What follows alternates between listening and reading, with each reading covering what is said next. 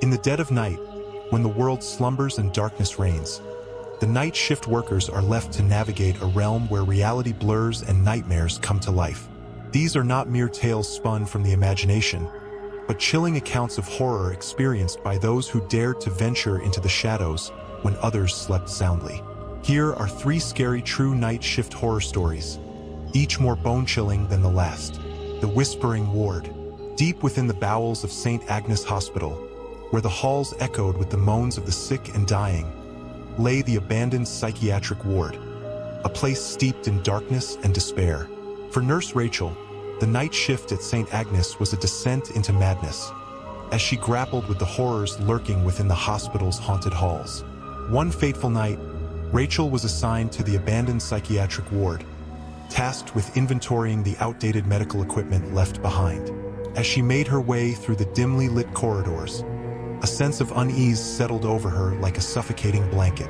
The air was thick with the stench of decay, and the walls seemed to pulse with a malevolent energy. Shadows danced along the walls, twisting and writhing as if possessed by unseen forces. As Rachel reached the end of the hallway, she heard a faint whispering echoing through the darkness. The voices were indistinct at first, but as she drew closer, she recognized the chilling cadence of madness.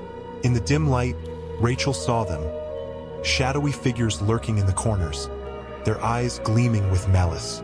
They reached out to her with skeletal hands, their voices a cacophony of whispers that echoed in her mind. With a cry of terror, Rachel fled from the abandoned ward, the echoes of the whispers following her into the night. From that day forth, she refused to set foot in St. Agnes Hospital, haunted by the memory of the voices that lingered in the darkness. The Watcher in the security room. In the heart of the city, where skyscrapers loomed like monoliths against the night sky, stood the Sentinel Tower, a beacon of commerce and industry. For security guard Marcus, the night shift at Sentinel Tower was a lonely vigil, as he watched over the empty offices and deserted corridors. One night, while patrolling the building's labyrinthine halls, Marcus received a call from the security room, a call that would change his life forever.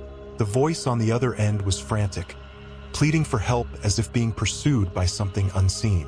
With a sense of foreboding, Marcus rushed to the security room, where he found the door ajar and the lights flickering ominously. As he stepped inside, he felt a chill run down his spine, as if he were being watched by unseen eyes. In the dim light, Marcus saw her, a ghostly figure hovering over the security monitors, her eyes vacant and empty. She reached out to him with spectral hands, her voice a whisper on the edge of his consciousness. With a surge of adrenaline, Marcus fled from the security room, the echoes of the ghostly whispers following him into the night.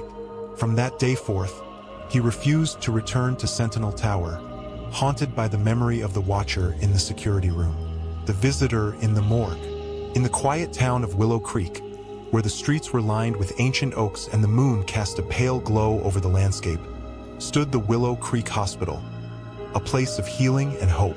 For morgue attendant Sarah, the night shift at Willow Creek Hospital was a solitary existence, as she tended to the deceased in the quiet solitude of the morgue.